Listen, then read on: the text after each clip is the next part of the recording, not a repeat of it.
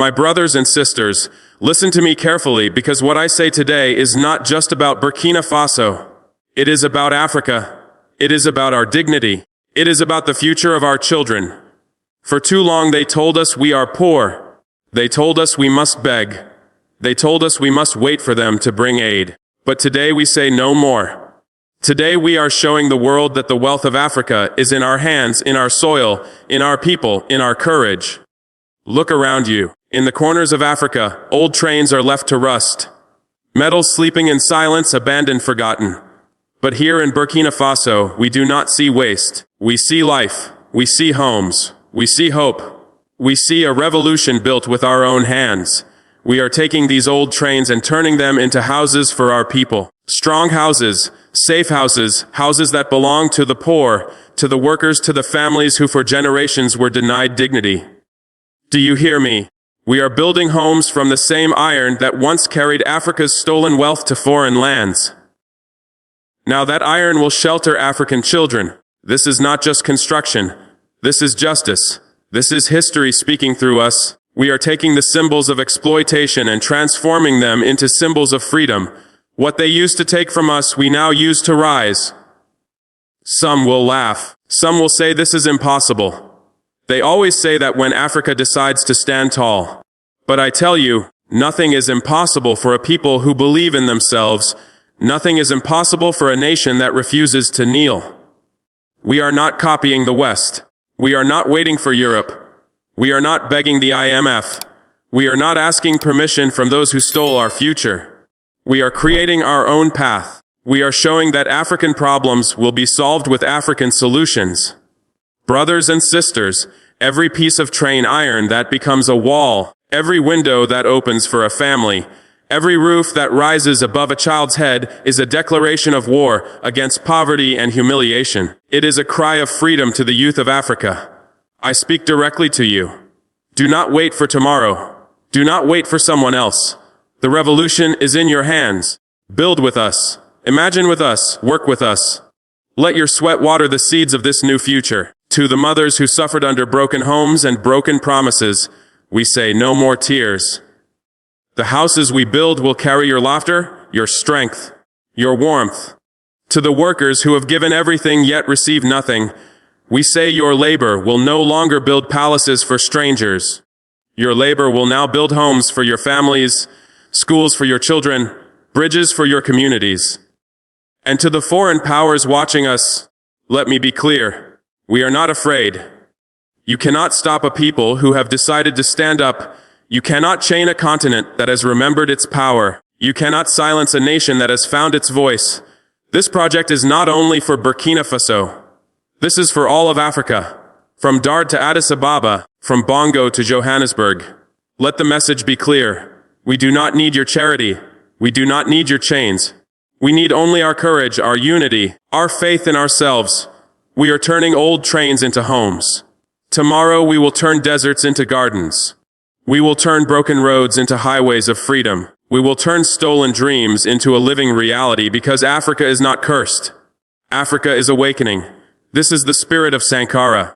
This is the blood of our ancestors who refused slavery. This is the heartbeat of a people who know that their time has come.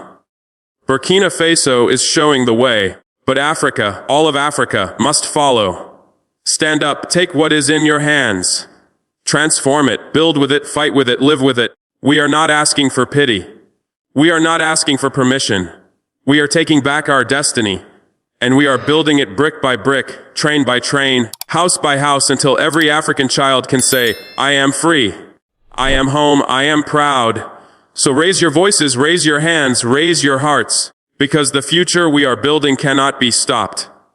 The old trains that once carried away our wealth now carry our revolution, and the world will watch as from Burkina Faso rises a fire of hope that will never be extinguished.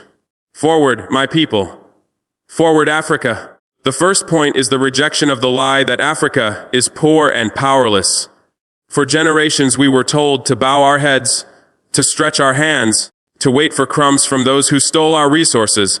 But today, that illusion is broken. Africa is not poor. Africa is rich with courage, creativity, and resilience. By turning abandoned trains into houses, We are declaring to the world that we no longer accept humiliation. We refuse the label of beggars. We prove that our strength is in our hands and our vision. This act is not only about construction. It is about shaking off the chains of dependency and showing that we can rise with what is already here. The true wealth of Africa is not in the banks of Europe, but in the hearts and minds of our people. The second point is the transformation of symbols of exploitation into symbols of freedom. These old trains were once used to carry away Africa's gold, cotton, and minerals, our sweat and blood feeding foreign empires. Now the same iron becomes the walls and roofs of African homes. This transformation is a revolution in itself. It tells every African child that the tools once used to oppress us can be reshaped to serve us. It sends a message to the world. Africa is no longer a victim of history. Africa is rewriting history. What was once a reminder of loss is now a testimony of victory. By reclaiming the trains, we reclaim our dignity, and every home built is a monument to justice. The third point is the call to unity, courage, and participation of the African people. This project cannot succeed with leaders alone.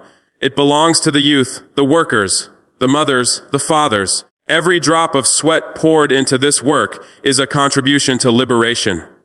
The young must stop waiting for others to fix their future and instead seize it. The workers must no longer see their labor wasted on palaces for the few, but invested in homes for their families. The mothers must feel pride that the suffering they endured is ending.